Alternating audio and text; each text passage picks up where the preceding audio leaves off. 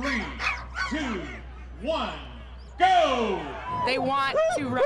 They want to run. I don't know anything about dog athletes. I just love watching the Iditarod. This is Dirtbag, fantastic leader. I don't need a snow hook because I have Dirtbag.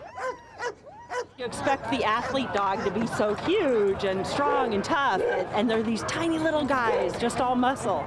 But it's really cool to see them in person, close up. Dogs are awesome. Do you want to come home with me? Yeah, you do, I bet.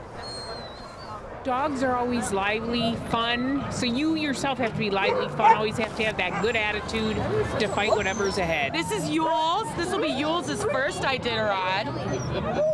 Hi, Yulesy. These are professional athletes. They're probably treated better than most kids. I love watching them and seeing their personalities. It's just very cool.